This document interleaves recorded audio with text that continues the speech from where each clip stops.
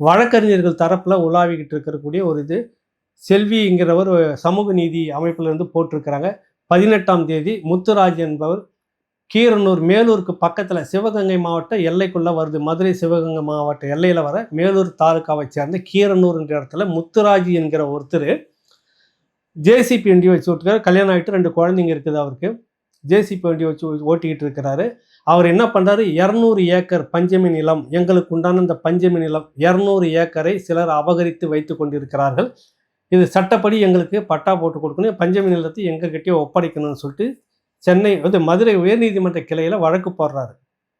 வழக்கு போட்டோன்னு இந்த தீர்ப்பும் வருது. அது சம்மந்தப்பட்டவர்களுக்கு பட்டா போட்டு கொடுக்க வேண்டும் அப்படின்னு சொல்லிட்டு ஒடுக்கப்பட்ட மக்களுக்கு, இவங்க விசிகா சொல்கிற மாதிரி தலித் மக்கள் இருக்காங்களா, அந்த தலித் மக்களுக்கு அந்த பட்டா போட்டு கொடுன்னு உயர்நீதிமன்றம் சொல்லுது. வழக்கு போட்டப்ப முத்துராஜ் போடுறாரு. ஒரு 4-5 பேர் அது ஒரு 50 ஏக்கர் 40 ஏக்கர்னு வச்சுக்கிட்டு இருக்கிறாங்க. அவங்கெல்லாம் ஆதிக்க சாதியன்னு சொல்லக்கூடியவர்கள், திராவிட பட்டியலில் வராங்கன்னு நினைக்கிறேன். புரியுதில்லை உங்களுக்கு? புரிஞ்சிருக்குன்னு நினைக்கிறேன். அவங்க எல்லாம் சேர்ந்து என்ன பண்ணுறாங்க, இவரை ஒரு மண் அடிக்கணும், நீங்கள் ஜேசிபி வண்டி வச்சு ஓட்டிட்டு இருக்கிறாரில்ல, அதனால இந்த இடத்துக்கு வாங்கன்னு சொல்லிட்டு கூட்டாக சேர்ந்து ஒரு 8 பேர் சேர்ந்து அவரை அடித்து அருவாளால் வெட்டும்போது தன்னை தற்காத்து கொள்வதற்காக கையை அதெல்லாம் தூக்கி தடுக்கும்போது 2 கையும் துண்டாகி இருக்கிறது.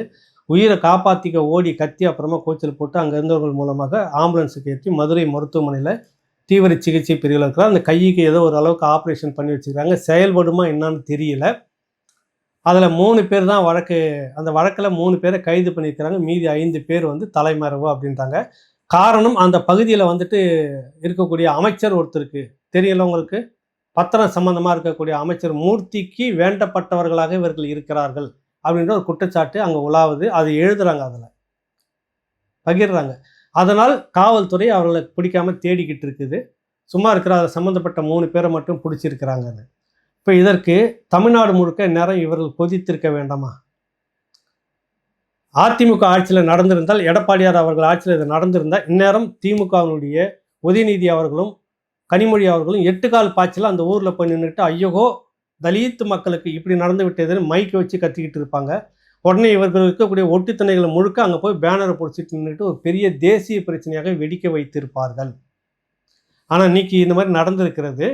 ஒரு சத்தமும் இல்லை. ஏதோ 10ஓட 11 இங்கே ஒன்று நடக்குது. இதுக்கு பேர் திராவிட மாடல் 2.0.